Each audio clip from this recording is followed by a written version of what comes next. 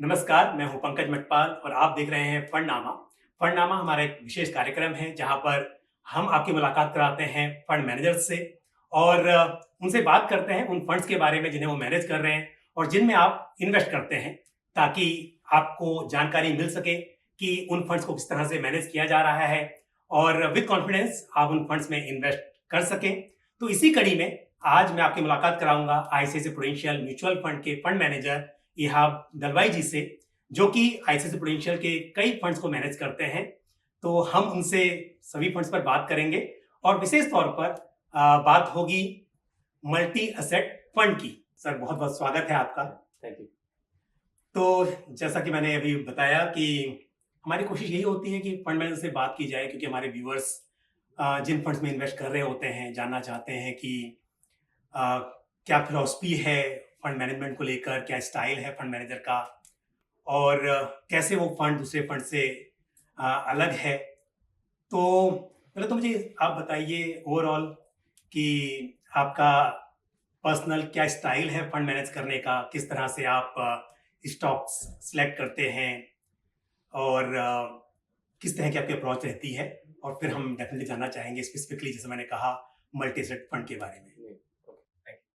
सी देखिए, ICICI prudential जहाँ मैं काम करता हूँ बड़ी ऑर्गेनाइजेशन है।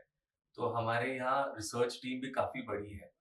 तो फंड मैनेजर का काफी काम रिसर्च टीम कर लेती है in terms of stock selection and identifying stocks जिसमें इन्वेस्ट करना है। तो उसमें से फिर हमें ये चुनना पड़ता है कि कौन से सेक्टर में हमें इन्वेस्ट करना है। हमारा व्यू जनरली टॉप डाउन होता है टू आइडेंटिफाई जो सेक्टर जहाँ हमें इन्वेस्ट करना है।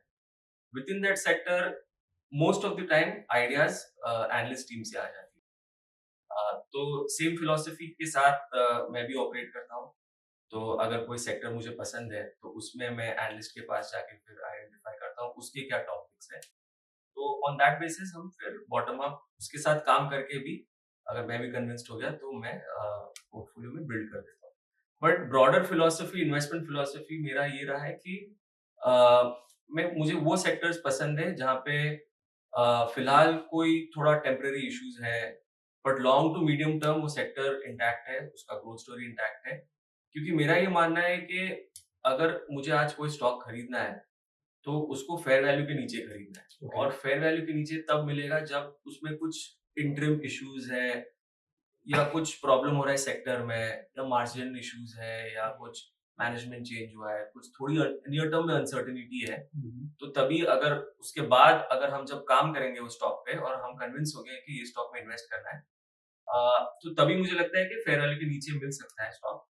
एंड वो ब्रॉड फिलोसफी है, उसको काउंटर सिक्लिकल, थोड़ा non consensus style of investing बोल सकते हैं। एंड थोड़ा non consensus style of investing में ये भी फायदा होता है कि अगर कोई स्टॉक ज्यादा कवरेज में नहीं है या ज्यादा लोग ज्यादा उसको कवर नहीं कर रहे हैं सेल साइड में, या स्टॉक ज्यादा ओन नहीं है बाय अदर म्यूचुअल फंड्स या अदर इंस्टीट्यूशनल इन्वेस्टर्स, तो अगर वो ग्रोथ स्टोरी या जो स्टोरी जिसके लिए हम लोगों ने इन्वेस्ट किया है वो प्ले आउट होती है, तो उसमें नॉट ओनली अर्निंग्स में रिफ्लेक्ट होता है स्टॉक प्राइस में, बट उसमें एक मल्टीपल री रेटिंग का भी प्रोबेबिलिटी ज्यादा हाई होती है।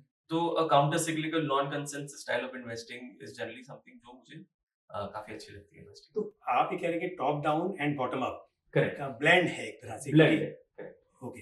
एंड अगर हम बात करें ग्रोथ वर्सेस वैल्यू की, तो आपने कहा कि ऐसे स्टॉक्स जहां पर कुछ इवेंट हुआ हो, जहां अपॉर्चुनिटी हो correct, below the fair market value और करेक्ट, समथिंग, तो हम वैल्यू की बात कर रहे हैं। तो यहाँ वैल्यू कहें या फिर growth at reasonable price. Correct. तो जनरली देखिए, ऐसा मैं खुद को ऐसे बकेट करके ये नहीं करता हूँ कि ये सेगमेंट में नहीं देखूंगा। तो थोड़ा इन्वेस्टमेंट यूनिवर्स ब्रॉड रखता हूँ।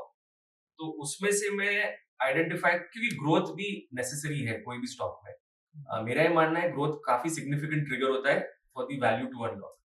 बस कोई सस्ता स्टॉक लेके जिसमें ग्रोथ नहीं है, जनरली इंडिया में लॉन्ग टर्म में ज्यादा आउट परफॉर्म नहीं किया मार्केट को। तो ग्रोथ होना चाहिए अंडरलाइन बिजनेस में। बट मेरा ये भी मानना है कि आई शुड नॉट ओवर पे फॉर दैट स्टॉक, बिकॉज अगर मुझे रिटर्न्स जनरेट करने हैं कोई भी स्टॉक में, my entry point has to be very good, like it has to be below fair value. And ये भी मेरा मानना है कि अगर स्टॉक काफी अच्छा चल चुका है उसको बेचना भी जरूरी है। इसमें नहीं मानता कि बाय एंड होल्ड स्ट्रैटेजी के आज खरीदो और 10 साल इंस्टीट्यूशनल पोर्टफोलियो में रखना, ऐसा भी मेरा मानना नहीं है। ओके। क्योंकि अगर फेयर वैल्यू आया है, एंड जनरली मार्केट में ये देखा गया है कि स्टॉक्स ऑसिलेट होते हैं, कभी बहुत सस्ता हो जाता है, कभी काफी महंगा हो जाता है। तो हमारे काम है कि ये स्टॉक्स लेना है जो काफी सस्ते हो गए फेयर वैल्यू से, और बेचना भी जरूरी है जब काफी महंगे हो जाते हैं फेयर वैल्यू से। बिकॉज फिर हमारा जॉब, बिकॉज हम लोग वैल्यू इन्वेस्टर को तब ऐड करेंगे जब हम वो स्टॉक जो फेयर वैल्यू से ज्यादा महंगे हो चुके हैं वो बेच के वो सेगमेंट में वापस इन्वेस्ट करें जो फेयर वैल्यू से नीचे में है। तो ये हमारा वैल्यू एडिशन होना चाहिए। तो जनरली मैं इसमें नहीं बिलीव करता कि buy and hold and long term story, like obviously 2-3 साल तो होल्डिंग पीरियड होनी चाहिए, बट ऐसा मानना नहीं है कि buy and hold and then forget, ऐसा कॉन्सेप्ट एक्टिवली मैनेज फंड है, एक्टिवली तो मैनेज उसको करना actively चाहिए। manage करेक्ट करना चाहिए। करेक्ट जरूर। बात तो सही है, अगर वो फंड एक्टिवली मैनेज्ड है तो फिर अगर आप सिर्फ लेके ही बैठे हुए हैं करेक्ट तो फिर पैसे भी हो गए एक तरह से। करेक्ट तो करेक्ट एग्री विद यू। अच्छा, अभी क्योंकि आप जो फंड्स मैनेज करते हैं उनमें से हाइब्रिड फंड्स भी हैं, तो बैफ और मैफ दोनों ही हाइब्रिड फंड्स हैं। तो अगर मैं बात करूं असेट क्लासेस की, इक्विटी, डेट, गोल्ड, सो आप किन असेट क्लासेस पर या किस असेट क्लास पर ज्यादा पॉजिटिव हैं इस वक्त पर? जी, देखिए लॉन्ग टर्म में इक्विटी ने बाकी सब एसेट क्लास से अच्छा किया है। तो अगर लॉन्ग टर्म व्यू लेना है, इक्विटी काफी अच्छा एसेट क्लास है, बिकॉज इक्विटी का long term return nominal GDP Indian का इकोनॉमी ट्रैक करना चाहिए, एंड वो काफी लाइक डबल डिजिट एक्सपेक्टेड रहता है, तो इसने डबल डिजिट रिटर्न दिया भी है इक्विटी मार्केट ने। सो लॉन्ग टर्म में वो I would prefer equity versus the other two asset classes. देखिए अगर मल्टी एसेट पोर्टफोलियो मैनेज करना है, मेरा मानना है कि इक्विटी को कोर में रखें, बट उसके साथ टैक्टिकली व्यू लेना पड़ेगा बाकी दो एसेट क्लासेस में। क्योंकि जैसे मैंने पहले बताया कि स्टॉक्स काफी फेयर वैल्यू के ऊपर जा सकते हैं, तो equity as an asset class भी फेयर वैल्यू के ऊपर जा सकता है। तो तभी टैक्टिकली हमें ये देखना पड़ेगा कि हम थोड़े कैपिटल अप्रिसिएशन या कैपिटल बिल्डिंग मोड से कैपिटल प्रोटेक्शन मोड में आके बाकी दो सेगमेंट में कुछ कैपिटल प्रोटेक्ट कर सकते हैं, या उसमें भी एब्सोल्यूट रिटर्न कॉन्सेप्ट अपना के देख सकते हैं कि इसमें दो एसेट क्लासेस में रिटर्न बन सकता है। तो वो थॉट प्रोसेस है, but core I think long term अगर मल्टी एसेट अप्रोच अपनाना है तो कोर तो इक्विटी रहना ही पड़ेगा। जी आप जी, हमने देखा है कि इस वक्त इन्वेस्टर्स का रुझान काफ़ी मल्टी एसेट की तरफ है और हाइब्रिड फंड्स में काफ़ी इंटरेस्ट बढ़ रहा है, और इसीलिए बहुत सारे फंड्स हाउसेस ने ये जो कैटेगरी है मल्टी एसेट एलोकेशन फंड, इसमें फंड्स लॉन्च किए हैं, जबकि आईसीआईसीआई प्रूडेंशियल के पास ये फंड काफ़ी समय से है। आई थिंक सबसे पुराना फंड है मल्टी एसेट फंड। तो अगर हम उसकी बात करें तो उसको लेकर आपका क्या स्टाइल है इन्वेस्टमेंट का, एलोकेशन? क्योंकि अगर सेबी की बात करें तो 3 कैटेगरी, 3 एसेट क्लासेस मिनिमम, और minimum 10% allocation in each asset class. लेकिन फंड हाउसेस अपने हिसाब से उस एलोकेशन को तय करते हैं। कहीं पर 65% से ज़्यादा एलोकेशन इक्विटी में, एक मैंडेट तय किया हुआ इंटरनल, किसी का मोर देन 35%, लेस देन 65%, वो भी हो सकता है। तो आपका तो इक्विटी एलोकेशन 65% के ऊपर ही रहता है, लेकिन कैसे उसको मैनेज करते हैं, और आपकी अप्रोच? हम फिर बात करेंगे इक्विटी, डेट और क्या उसकी क्या क्वालिटी वाइज। जी, देखिए हमारा ये मानना है कि ईच ऑफ दिस सेगमेंट को एक्टिवली मैनेज करना चाहिए। कोई स्टैटिक एलोकेशन, वही प्रमाण एलोकेशन रख के उसको ऊपर नीचे करके भी अल्फा जनरेट कर सकते हो। क्योंकि स्टैटिक एलोकेशन रखेंगे तो कोई भी पैसिव मल्टी एसेट फंड भी क्रिएट हो सकता है। True. तो हमारा वैल्यू एडिशन तब होगा जब हम आइडेंटिफाई करेंगे कि ये ईच एसेट क्लास कौन से साइकिल में है। अगर इक्विटी हाई अपर साइकिल में है या डेट लोअर साइकिल में है, तो उसी हिसाब से एलोकेशन करना चाहिए each of this asset classes. And like जैसे मैंने पहले बताया कि कोर हमारा इक्विटी है, और आपने भी बताया कि 65 हम लोग क्रॉस पे रखते हैं इक्विटी पे। तो उसके बाद अगर हमारा व्यू थोड़ा नेगेटिव है ऑन द मार्केट या कैपिटल प्रोटेक्शन मोड में है, तो हम इक्विटी को थोड़ा कम कर सकते हैं। तो इस प्रोडक्ट का हिस्ट्री आप देखेंगे तो हम lowest level almost net equity 50% तक गए हैं। तो आर्बिट्राज के थ्रू इधर स्टॉक आर्बिट्राज करेंगे या इंडेक्स फ्यूचर्स सेल करके डेरिवेटिव से हम लोग नेट को नीचे कर सकते हैं। बट जैसे मैंने बताया, आइडेंटिफाई करना है कहाँ है हम इक्विटी साइकिल में।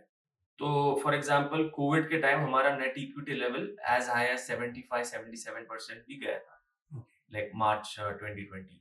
बट जैसे मार्केट्स रिकवर हुए और जैसे अर्निंग्स साइकिल भी रिकवर हो गई, क्योंकि आज अगर आप देखोगे, मेरा एक मानना है कि कॉर्पोरेट प्रॉफिटेबिलिटी टू जीडीपी एक अच्छा रेशियो होता है टू आइडेंटिफाई हम कॉर्पोरेट प्रॉफिटेबिलिटी में कहाँ है। तो आप लंबे समय का चार्ट भी प्लॉट करेंगे 10-15 साल, तो उसमें बॉटम 2 to 3% पे बॉटम हो जाती है corporate profitability, and peak generally 6-7% पे हो जाती है। 2007 में भी 6-7% के आसपास पीक हो गई थी कॉर्पोरेट प्रॉफिटेबिलिटी। तो कोविड के टाइम ये प्रॉफिटेबिलिटी काफी कम थी, 2 to 3%। इसलिए हमारा मानना था कि अर्निंग साइकिल अच्छे से रिकवर हो सकते हैं। लेकिन जब आज हम देखेंगे 23 या 24 FY24 के अर्निंग्स के बेसिस पे, कॉर्पोरेट प्रॉफिटेबिलिटी काफी 6% तक पहुंच गई है, 5.5 to 6% के बीच में। तो यहाँ से अगर इक्विटी मार्केट में रिटर्न चाहिए, तो वो जनरली नॉमिनल जीडीपी या से ही ग्रो होगा। तो corporate profitability as a percentage of GDP यहाँ से ज्यादा बढ़ने की हिस्टोरिकली बता रहा है कि यहाँ से ज्यादा बढ़ता नहीं है। तो इसीलिए हम लोगों ने इसमें नेट इक्विटी थोड़ा कम कर दिया, क्योंकि वैल्यूएशन भी बढ़ चुका है एंड कॉर्पोरेट प्रॉफिटेबिलिटी भी काफी पीक पे आ चुका है। तो यहाँ से इक्विटी रिटर्न एक्सपेक्टेशन थोड़ा म्यूटेड रहेगा, इतना स्ट्रांग नहीं होगा जितना हम लोगों ने कोविड के बाद लास्ट 3 साल जो देखा है। तो अब एलोकेशन कितना है इक्विटी में इस वक्त पर, अगर हम तो नेट इक्विटी की बात हाँ, करें? Net equity last publish portfolio के हिसाब से अराउंड 55%। तो ये बड़ा अच्छा है, क्योंकि आइडली जब देखा जाता है कि मिनिमम 65%, तो कई बार इन्वेस्टर्स ये भी सोच सकते हैं कि अगर इक्विटी मार्केट में थोड़ा सा रिस्क दिखाई दे रहा है लेकिन आपका एलोकेशन काफी ज्यादा है, बट आपने कहा कि नेट इक्विटी जो है वो आप कम भी करते हैं सिर्फ टैक्सेशन को मैनेज करने के लिए, उसको हेज करके, और वो ग्रॉस 65% या उससे ऊपर लाया जाता है। तो यानी कि डाउन साइड भी काफी हद तक प्रोटेक्ट की जा सकती है सिचुएशन के अकॉर्डिंग। जी, एंड आप इक्विटी पोर्टफोलियो को भी एडजस्ट कर सकते हो ना, बिकॉज आज आप अगर इक्विटी मार्केट को कैपिटलाइजेशन पे बेसिस पे डिवाइड करोगे, तो हमें लार्ज कैप में काफी कंफर्ट है, बिकॉज आप लार्ज कैप के 2 साल के रिटर्न देखेंगे तो सिंगल डिजिट ही है, ज्यादा लाइक 7-8% ही रिटर्न है। तो थोड़ा market over heated mid and small cap में दिख रहा है, तो उसी हिसाब से हम इक्विटी पोर्टफोलियो को काफी लार्ज कैपिश रख के प्रोटेक्ट भी कर सकते हैं, बिकॉज हमें वहां पे भी थोड़े एब्सोल्यूट रिटर्न आइडियाज भी दिख रहे हैं। ऐसा नहीं है कि लार्ज कैप में ऐसे रिटर्न पोटेंशियल आइडियाज नहीं है आज। तो लार्ज कैप में काफी रिटर्न पोटेंशियल आइडियाज है, तो पोर्टफोलियो को वैसे रियलाइन करके वो 55% मैनेज हो जाता है। और मल्टी एसेट की बात करूं तो आपका जो पोर्टफोलियो है इक्विटी का, वो वेल डाइवर्सिफाइड है। तो आपकी अप्रोच ओवरऑल मतलब एक डाइवर्सिफाइड ही आप फॉलो करते हैं, या फिर फोकस अप्रोच? क्योंकि कई बार ऐसा भी होता है, कुछ fund managers personally they feel कि एक फोकस्ड अप्रोच होनी चाहिए। तो इसमें मैं ये बताऊंगा कि हमारे एक्टिव कॉल्स काफी हाई है ये फंड में। तो ऑब्वियसली बेंचमार्क एक है ये फंड को, बट अगर हमें कोई सेक्टर पसंद नहीं है, हमें कोई सेक्टर एक्सपेंसिव लग रहा है, या हमें उस सेक्टर में लग रहा है कि अर्निंग्स या प्रॉफिटेबिलिटी पीक हो चुकी है, तो वो हम सेक्टर ऑलमोस्ट जीरो भी रह सकते हैं फंड में। तो ऐसा नहीं है कि बेंचमार्क में 4-5% है इसलिए प्रोडक्ट ये इक्विटी साइड में रखना है। और अगर कोई हमें सेक्टर काफी पसंद है या स्टॉक पसंद है, तो हम काफी हाई वेटेज भी रख सकते हैं। तो इसका एक्टिव मैनेजमेंट काफी हाई है ये फंड में, बट ऐसा नहीं है कि कॉन्सेंट्रेटेड इन 10 और 15 स्टॉक्स या 20-30 स्टॉक्स। ये इक्विटी उसका देखेंगे तो काफी लंबी, लाइक लेस देन 1% स्टॉक्स भी काफी है ये पोर्टफोलियो में on the equity side, but very highly actively manage मैं बोल सकता हूँ दी इक्विटी, बिकॉज हमें क्या है कि थोड़े जैसे मैंने पहले बताया कि फेयर वैल्यू के नीचे रहना चाहिए स्टॉक, तभी हम देखेंगे उसको, क्योंकि उसके बाद ही हमें लगता है कि एब्सोल्यूट रिटर्न बन सकता है, क्योंकि ये प्रोडक्ट में ऑल्टरनेट जो एसेट क्लास है एब्सोल्यूट रिटर्न दे सकता है, डेट दे सकता है। तो हमें थोड़ा वो अप्रोच इक्विटी में भी हम लोगों ने अडॉप्ट किया है कि जहां हमें थोड़ा एब्सोल्यूट रिटर्न दिख रहा है, जहां डिस्काउंट टू फेयर वैल्यू है, वही स्टॉक्स काफी दिखने चाहिए पोर्टफोलियो में। और इसमें एक ये बात कहना चाहता हूँ कि इसमें साइजिंग भी हम ऐसे अप्रोच करते हैं कि अगर फेयर वैल्यू के डिस्काउंट 10% है, अगर वो डिस्काउंट 20% हो गया, तो जो वेटेज इन द पोर्टफोलियो है वो ज्यादा होना चाहिए। अगर 10% discount to fair value 2% of the portfolio था। अगर 20% हो गया है डिस्काउंट, तो ये 3 या 3.5% या 4% दिखना चाहिए पोर्टफोलियो में। तो जनरली हम एवरेजिंग डाउन में बिलीव करते हैं, क्योंकि अगर हमें कोई स्टॉक 100 पे अच्छा लग रहा है, तो 80 पे उसमें वेटेज अच्छा होना चाहिए पोर्टफोलियो में, तो तभी अच्छा अल्फा बन सकता है overall medium to long term. अच्छा, इस वक्त पर अगर हम देखें जो लास्ट डिस्क्लोज पोर्टफोलियो है उसमें, और आपने भी कहा कि मेजर एलोकेशन लार्ज कैप में followed by mid cap, small cap almost negligible है इस वक्त पर। तो लेकिन अगर कभी ऐसी सिचुएशन आती है जिस वक्त पर स्मॉल कैप में आपको पोटेंशियल ज़्यादा दिखता है, तो स्मॉल कैप एलोकेशन भी हो सकता है इस फंड में। जी ज़रूर, तो स्मॉल कैप काफ़ी बढ़ सकता है अगर हमें लग रहा है कि स्मॉल कैप में वैल्यू एज़ अ सेगमेंट काफ़ी है। एंड जैसे मैंने पहले भी बताया, हमारी रिसर्च टीम काफ़ी एग्ज़ॉस्टिव है, कवरेज यूनिवर्स, तो हमारा स्मॉल कैप कवरेज भी काफ़ी हाई है। तो फ्लेक्सी कैप है, मतलब अगर हम हाँ, इक्विटी फ्लेक्सी, पोर्शन की बात करें तो ये करेक्ट, करेक्ट। तो आइडियाज़ तो है इंटरनली स्मॉल कैप सेगमेंट में, जस्ट दैट हमें लग रहा है कि लार्ज कैप में रिटर्न पोटेंशियल बेटर है स्मॉल कैप से। अच्छा, अगर डेट की बात करें तो यहाँ पर जो पोर्टफोलियो है उसमें भी कुछ ऐसा क्राइटेरिया कि टॉप रेटेड सिक्योरिटीज ही होनी चाहिए, या फिर कुछ बिलो टॉप भी हो सकती हैं, उसमें कुछ ऐसा। मतलब इस वक्त मैं देखूं, अगर पोर्टफोलियो मैंने देखा है उसमें तो सॉवरेन और ट्रिपल रेटेड मोस्टली ओवरवेटेड उसी में है, बट ऐसा कुछ मैंडेट उसको लेकर। तो जैसे मैंने भी डेट जो पोर्टफोलियो देखा है, तो उसमें over a period of time जो मैंने ऑब्जर्व किया है कि काफी एक्टिवली मैनेज्ड है डेट साइड भी, क्योंकि अगर मैं लास्ट 3 साल का भी देख लूं, तो उसमें जब ये परपेचुअल बॉन्ड या पेपर थे बैंक्स के ड्यूरिंग कोविड काफी अट्रैक्टिव थे, तो वो रिफ्लेक्ट हुआ था ये पोर्टफोलियो में। अगर 1 साल पहले हमारे हाउस का वो फ्लोटिंग रेट में काफी पॉजिटिव व्यू था, और तो वो भी रिफ्लेक्ट हो चुका है पोर्टफोलियो में। तो जनरली जो डेट में हाई कन्विक्शन, हमारे जो डेट हाउस का जो व्यू है, वो ये पोर्टफोलियो में रिफ्लेक्ट होता है। तो डेट साइड में भी इक्विटी जैसा एक्टिव मैनेजमेंट कोर है, बट इसमें एलोकेशन थोड़ा कम होगा, क्योंकि प्रेडोमिनेंटली इक्विटी एलोकेशन फंड है इसीलिए। बट जो हाई कन्विक्शन आइडियाज है डेट के, वो रिफ्लेक्ट होंगे ये पोर्टफोलियो में। और रीट्स में भी एलोकेशन थोड़ा इसमें रहता है। जी, रीट्स में भी है एलोकेशन, बट इंडिया का जो रीट मार्केट है काफी डीप नहीं है, बिकॉज ज्यादा सिक्योरिटीज नहीं है जो फिलहाल लिस्टेड है। बट जैसे ये बड़ा होते रहेगा मार्केट, तो it would be an attractive asset class to balance between बाकी सब जो एसेट क्लास है। बट थोड़ा एलोकेशन है आज रीट्स को पोर्टफोलियो में। तो असेट एलोकेशन के लिए, क्योंकि हमेशा कहते हैं कि all asset classes have their importance in the portfolio, वो चाहे इक्विटी हो, गोल्ड हो, या डेट है, तो इस फंड में ये बड़ा एक अपॉर्चुनिटी है कि सभी एसेट क्लास सबको मिल जाते हैं। तो अगर कोई इन्वेस्टर एसआईपी के थ्रू इन्वेस्ट करना चाह रहा हो, तो क्या ये मान के चलें कि उसके लिए भी सूटेबल हो सकता है, या फिर क्योंकि यहाँ पर एक हाइब्रिड पोर्टफोलियो है, तो लमसम तो डेफिनेटली किया ही जा सकता है, लेकिन लॉन्ग टर्म में अगर एसआईपी करनी हो, क्योंकि मैं इसलिए पूछ रहा हूँ, अक्सर इन्वेस्टर्स इक्विटी में प्रीफर करते हैं एसआईपी करना। आपके व्यूज में जानना चाह रहा हूँ कि आप क्या मान के चलते हैं कि इस तरह के फंड्स में एसआईपी करना भी सही हो सकता है। नहीं, मेरा भी मानना है कि ये फंड्स में भी एसआईपी कर सकते हैं लोग। एंड जैसे आपने बोला कि प्रेफरेंस है, कभी भी कोई सरप्लस सेविंग है तो लमसम भी इन्वेस्ट करना चाहिए ये फंड में। देखो, एसआईपी रिस्क एपेटाइट पे रहना होता है, तो लाइक आई एम सेइंग, अगर रिस्क एपेटाइट थोड़ा कम है एक इन्वेस्टर का, तो ये प्रोडक्ट कैटेगरी काफी सूटेबल है एक इंडिविजुअल को। बट देखिए, जनरली क्या होता है कि एसआईपी हमें ये भी देखना चाहिए कि हम कौन से सेगमेंट में कर रहे हैं मार्केट के। अगर कोई सेगमेंट काफी स्लाइटली ओवरवैल्यूड है, काफी लाइक्ड बाय द मार्केट है, और उसमें आप एसआईपी कर रहे हो, तो आप जनरली आप एवरेजिंग अप कर रहे हो अगर वो सेगमेंट अच्छा कर रहा है। तो वो भी एक, बिकॉज वैसे करोगे तो वो लॉन्ग टर्म रिटर्न्स आपके इतने अच्छे नहीं होंगे वो सेगमेंट।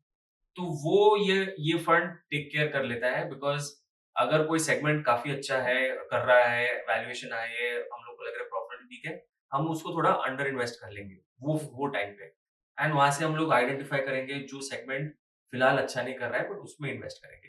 तो वो रिस्क आई थिंक ये प्रोडक्ट नेगेट कर लेता है। अच्छा, ये तो फंड्स को लेकर था और आपने ये भी बताया कि ये काफ़ी डायनेमिक यहाँ पर एलोकेशन है और इसी तरह से जो बैप है, वो तो बना ही इसके लिए है कि इक्विटी और डेट में एलोकेशन और डायनेमिकली मैनेज हो सके। तो थोड़ा-सा अगर आप शॉर्ट में मुझे उसके बारे में बता सकें, क्योंकि ये मुझे मालूम है कि ICICI prudential balance advantage fund इस कैटेगरी का पहला फंड है, पायनियर फंड है और एक जो मॉडल है, वो भी एक टाइम टेस्टेड मॉडल है वैल्यूएशन को लेकर, जो आप फॉलो करते हैं। तो क्योंकि आप उसे मैनेज करते हैं, तो थोड़ा-सा उसके जी। बारे में मुझे बताइए। जी, देखिए BAIF versus multi asset fund हम लोग रिस्क प्रोफाइलिंग के हिसाब से देखते हैं, तो बैफ का रिस्क लेवल लोअर है मल्टी एसेट फंड में। वो 2 कारण से है, क्योंकि बैफ का जो एलोकेशन रहता है इक्विटी एंड डेट में, जैसे आपने कहा, मॉडल ड्रिवन है। तो हम लोग ने काफी बैक टेस्ट किया था मॉडल जब हम लोग ने इनिशिएट किया था, और उसको थोड़ा ओवर द इयर्स थोड़ा ट्वीक और चेंज भी किया है, because as we understand the market better and हम लोग ने थोड़े और फैक्टर्स ऐड करने की कोशिश की उसमें, but over a long period of time the core of the model is the same, which is valuation based model है बैलेंस एडवांटेज फंड का। इसीलिए बिकॉज ये फंड मॉडल पे बेस्ड है, तो इसका रिस्क प्रोफाइल थोड़ा कम कर रहे हैं हम लोग। Multi asset fund manager dependent है, कैसे इक्विटी एलोकेशन होना चाहिए, क्या डेट एलोकेशन होना चाहिए। इसलिए जो इन्वेस्टर मल्टी एसेट में आता है उसका थोड़ा रिस्क प्रोफाइल हायर है, बिकॉज वो फंड मैनेजर रिस्क भी ले रहा है। Okay, asset allocation call fund manager लेंगे, इसलिए उसका रिटर्न एक्सपेक्टेशन हायर होना चाहिए than balance advantage fund. Second, अगर आप मल्टी एसेट फंड और बैलेंस एडवांटेज फंड को कंपेयर करेंगे, मल्टी एसेट फंड में एक्टिव कॉल्स काफी हाई होंगे, बैलेंस एडवांटेज फंड में स्लाइटली लोअर एक्टिव कॉल्स है versus a multi asset fund. इसलिए अगेन इसी वजह से the return expectation for multi asset fund has higher होना चाहिए then a balance advantage fund, and उसका नेट इक्विटी भी देखेंगे on an average balance advantage fund का स्लाइटली लोअर है then a multi asset fund. That was also one reason जिसकी वजह से रिटर्न एक्सपेक्टेशन और रिस्क प्रोफाइल थोड़ा लोअर है of balance advantage fund. But जैसे मैंने कहा, मॉडल ड्रिवन फंड है, उसमें ज्यादा इमोशंस या कुछ इन्वॉल्व है नहीं। अगर वैल्यूएशंस इक्विटी मार्केट में कम हो जाती है, इसका नेट इक्विटी लेवल बढ़ जाता है। तो काउंटर सिक्लिकल मॉडल है, कोई कोई मोमेंटम मॉडल प्रेफर करते हैं, बट हमारा जो मॉडल है वो पूरा काउंटर सिक्लिकल है, कि जैसे ही मार्केट सस्ता होते रहेगा, हम लोग इक्विटी एलोकेशन बढ़ाते रहेंगे। और उसमें भी जैसे मैंने पहले कहा, एक है बस इक्विटी एलोकेशन, उसके बाद आप पोर्टफोलियो पोजीशनिंग भी चेंज कर सकते हो। अगर और मार्केट सस्ता होता रहेगा, तो आप आपके पोर्टफोलियो को एग्रेसिव भी बना सकते हो, कि आप सिक्लिकल स्टॉक्स ले सकते हो वर्सेस डिफेंसिव स्टॉक्स। उसके बाद और सस्ता होते गया मार्केट, तो आप पूरा कैपिटलाइजेशन में भी शिफ्ट हो सकते हो, from large cap to mid cap to mid cap to small cap. तो काफी फ्लेक्सिबिलिटी है दोनों फंड्स में टू मैन्यूवर अराउंड, आप कितना एग्रेसिव करना है आपको इक्विटी पोर्शन, या कितना डिफेंसिव करना है over and about the net equity level जो है। तो ये बस कहना है कि फ्लेक्सिबिलिटी काफी है दोनों फंड में, कोई कंस्ट्रेंट नहीं है कि आप बस ये सेगमेंट में रहना है मार्केट इक्विटी मार्केट में, या वैसा कोई रिस्ट्रिक्शन नहीं है। स्मॉल टू लार्ज या कोई भी सेक्टर में इन्वेस्ट कर सकते हैं। आपने एक्सप्लेन किया अभी, इससे एक बात समझ में आती है कि एक इन्वेस्टमेंट पोर्टफोलियो में balance advantage fund, ICICI prudential balance advantage fund और ICICI prudential multi asset fund दोनों ही फिट हो सकते हैं। क्योंकि कई बार व्यूवर्स एक क्वेश्चन पूछते हैं कि यदि मैं ऑलरेडी बैलेंस एडवांटेज फंड में इन्वेस्ट कर रहा हूं, तो मैं गोल्ड अलग से गोल्ड सेविंग्स फंड बाय कर लूंगा या गोल्ड ईटीएफ बाय कर लूंगा, तो फिर मुझे क्या जरूरत है मल्टी एसेट फंड में इन्वेस्ट करने की। लेकिन जैसे आपने कहा कि दोनों फंड्स में अंतर है, कैसे वो मैनेज हो रहे हैं। तो उस तरह देखा जाए कि अगर आप इवन दो हाइब्रिड फंड भी चाहते हैं, तो दोनों फंड्स के लिए जगह है पोर्टफोलियो में।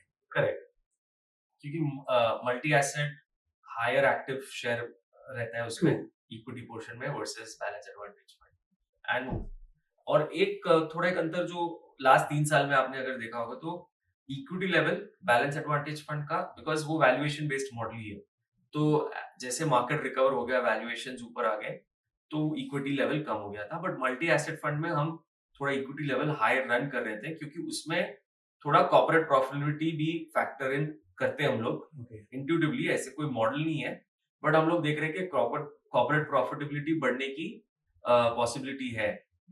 क्योंकि जैसे मैंने पहले बताया कि 2 to 6% के रेंज में थी। अगर हम 3-4% में हैं, तो अर्निंग साइकिल काफ़ी अपटर्न ले सकते हैं। तो उसी वजह से थोड़ा स्लाइटली हाई मेंटेन किया था मल्टी एसेट फंड। ये आप जी आपने बहुत सारी बातें बताई, लेकिन एक मैं जानना चाहूँगा आपसे कि हम सेक्टर्स की बात करें तो कौन से सेक्टर्स पर आप बहुत पॉजिटिव हैं और किन सेक्टर्स पर आपको ऐसा लगता है कि अभी आने वाले थोड़े समय के लिए या 1 साल की हम बात करें तो उतना ज़्यादा पोटेंशियल आपको नहीं दिखाई दे रहा है? तो कुछ सिलेक्टेड सेक्टर्स की अगर आप बता सकें। तो पोर्टफोलियो पोजीशनिंग देखेंगे इक्विटी पोर्शन का, मल्टी एसेट फंड या large and mid cap fund जो मैं मैनेज करता हूँ, तो private banks as a segment काफी डिसेंट लगते हैं हमें, एंड जनरली लार्ज कैपिश जो प्राइवेट बैंक्स हैं, बिकॉज उसमें आप देखेंगे तो अर्निंग्स डिलीवर कर रहे हैं, वो काफी स्ट्रॉन्ग अर्निंग्स डिलीवर कर रहे हैं, बट स्टॉक मार्केट या द रिटर्न्स इतने नहीं आए जितने अर्निंग्स डिलीवर किए, तो उसमें थोड़ा अपसाइड रह सकता है, क्योंकि देखिए लार्ज जो प्राइवेट बैंक है इंडिया में वो काफी वेल ओन्ड है, डोमेस्टिक इंस्टीट्यूशंस के पास है, फॉरेन इंस्टीट्यूशंस के पास है, और रिसेंटली या 15 मंथ्स 18 मंथ्स हम देखेंगे तो फॉरेन इंस्टीट्यूशनल सेलर्स रहे हैं मार्केट में, तो ये काफी मोस्ट लिक्विड नेम्स रहते हैं उनको इंडिया अगर बेचना है, तो उसमें मुझे लग रहा है, ऐसा कोई डेटा नहीं प्रूव करने को, मुझे लग रहा है कि वो भी एक प्रेशर रहा है प्राइवेट बैंक्स पे, तो इसीलिए आई थिंक वो एक सेगमेंट अच्छा है, क्योंकि लोन ग्रोथ काफी अच्छा है, आप निम्स देख लिए काफी अच्छे हैं, क्रेडिट कॉस्ट काफी लो है, तो ऑपरेटिंगली काफी अच्छा कर रहे हैं, एंड जितना वो मल्टीपल्स या वैल्यूएशन री रेटिंग होना चाहिए था उतना नहीं हुआ है, तो अगर बुक कंपाउंड में मिल जाएगी तो 15-16% रिटर्न उसमें जनरली एक्सपेक्ट कर सकते हैं कोई इन्वेस्टर, तो वो एक सेगमेंट है। उसके अलावा टेलीकॉम एज ए स्पेस जो एक सेगमेंट है जो काफी हमारे काफी फंड्स में आपको एक्सपोजर दिख जाएगा उसमें, क्योंकि उसमें भी अभी भी हमें लग रहा है कि दो वो सेक्टर में कंसोलिडेशन हो चुका है, काफी दो या तीन प्लेयर ही बचे हैं अभी, बट उसमें अभी भी जो कंसोलिडेशन हुआ है उसका जो आफ्टर इफेक्ट है, विच इज प्राइस हाइक या टैरिफ हाइक, वो अभी तक हुआ नहीं है, तो ये मानना है कि जब ही वो हो जाएगा तो काफी ऑपरेटिंग लेवरेज रहता है, अगर एक आप कोई टेलीकॉम कंपनी की पीएनएल देखेंगे, क्योंकि काफी फिक्स्ड कॉस्ट है उसमें, आप स्पेक्ट्रम कॉस्ट लो या जो भी कॉस्ट है उसके काफी फिक्स्ड है, तो वो पूरा बॉटम लाइन में फ्लो इन हो जाता है जो भी आप प्राइस हाइक करेंगे, तो वो जैसे हो जाएगा आई थिंक वो एक सेक्टर है जो काफी अच्छा लग रहा है हमें। उसके अलावा पावर एज ए सेक्टर जो हमारे पोर्टफोलियोज में काफी लाइक 1-2 साल से रहा है अच्छा पोजीशन, वो एक्चुअली अभी प्ले आउट हो रहा है, क्योंकि इंडिया में पहले इंडिया का आप अगर पावर हिस्ट्री देखेंगे तो 10-15 साल का देखेंगे तो पहले 7 साल में काफी डेफिसिट था इंडिया में पावर, बट पिछले 7 साल में देखेंगे वो डेफिसिट काफी कम हो चुका था, बट ऐसा अभी लग रहा है क्योंकि डिमांड काफी स्ट्रांगली ग्रो हो रहा है, एंड थोड़ा थर्मल कैपेसिटी एडिशन में थोड़े थोड़े पीछे हैं हम एज एन इकोनॉमी, तो थोड़ा शॉर्टेज की सिनेरियो आ सकती है, तो ऐसे इन्वायरमेंट में जनरली पावर जनरेटर्स या जो भी पूरे वैल्यू चेन में इन्वॉल्व है थोड़ा फायदा हो सकता है उन्हें, तो वो एक सेगमेंट है जो हमें पसंद है। और अगर आप डिफेंसिव सेगमेंट ले आईटी फार्मा या एफएमसीजी, उसमें pharma as a sector reasonably price लगता है हमें वर्सेस एफएमसीजी जो काफी एक्सपेंसिव है, तो फार्मा में थोड़ा कंफर्ट है वर्सेस आईटी एंड एफएमसीजी पे, तो डिफेंसिव में वो पसंद है। डिस्क्रिशनरी में हमें ऑटोज पसंद है, बट वो सेक्टर ने अच्छा रिटर्न दिया है, लास्ट 1 ईयर देखेंगे तो ऑटोज ने काफी अच्छा रिटर्न दिया है, तो बट डिस्क्रिशनरी में रहना है तो वो एक सेगमेंट है जो हमें एटलीस्ट मुझे थोड़ा पसंद है। तो यहाब जी आपने बहुत सारी अच्छी बातें बताई फंड मैनेजमेंट को लेकर, लेकिन हमारे व्यूअर्स के लिए अगर मैं पूछूं कि एक कोई ऐसी एडवाइस जो उन्हें फॉलो करनी चाहिए अपनी वेल्थ क्रिएशन की जर्नी में, कैसे वो पैसा बना सकते हैं, तो क्या एडवाइस होगी? देखिए जो मैंने जाना over these years equity market में आके कि हमें साइकिल्स को भी थोड़ा बहुत रिस्पेक्ट करना चाहिए, कि हमें कि ऐसा नहीं है कि एक एसेट क्लास बस ऊपर चलते रहेगा, तो एसेट एलोकेशन एक काफी इंपॉर्टेंट एस्पेक्ट रहता है एक इंडिविजुअल के वेल्थ क्रिएशन के जर्नी में, तो मेरा ये रिकमेंडेशन होगा काफी इन्वेस्टर्स को, ऑब्वियसली आप कंटिन्यूअसली इन्वेस्ट करते रहे म्यूचुअल फंड्स में, बट आप एसेट एलोकेशन भी को मान के चलिए कि मुझे पूरा टाइम एक ही एसेट में रहने की कोई जरूरत नहीं है, और आप ये तो आउटसोर्स कर सकते हो हमें एज फंड मैनेजर्स या आपके एडवाइजर्स को कि टू आइडेंटिफाई कौन से एसेट क्लास में डालना है या कोई एक मल्टी एसेट प्रोडक्ट में डालना है जो फंड मैनेजर की रिस्पॉन्सिबिलिटी रहेगी कि कौन से एसेट्स में इन्वेस्ट करना है। बट आप एसेट एलोकेशन को भी काफी इंपॉर्टेंस दें बिकॉज हर एक एसेट का अपना अपना साइकिल रहता है। अगर आप गलत टाइम में एंटर हुए एक कोई भी एसेट क्लास में तो उसका आपको डिजायर्ड रिटर्न जर्नी थोड़ा लॉन्गर हो सकता है। इसलिए वो एक इम्पोर्टेंट एस्पेक्ट है इन्वेस्टिंग। तो आज समय निकाला आपने हमारे व्यूअर्स के लिए और बहुत सी इंपॉर्टेंट बातें बताई। मुझे पूरी उम्मीद है कि इससे हमारे व्यूअर्स को काफी फायदा होगा। सो एक बार फिर से आपका बहुत बहुत धन्यवाद। तो आज हमने डिस्कस किया काफी विस्तार से मल्टी एसेट फंड को लेकर, बैफ के बारे में बातें हुई और मुझे उम्मीद है ये जो जानकारी आज इहाब दलवाई जी ने शेयर की आपके साथ में, हमारे साथ में, ये बहुत ही यूजफुल होगी। तो आपका कोई भी सवाल या सुझाव हो आप कमेंट बॉक्स में पोस्ट कर सकते हैं। इसी के साथ मुझे भी दीजिए इजाजत। अगले एपिसोड में फिर आपसे मुलाकात होगी। थैंक यू, नमस्कार। म्यूचुअल फंड निवेश बाजार जोखिमों के अधीन है। योजना से संबंधित सभी दस्तावेजों को ध्यान से पढ़ें।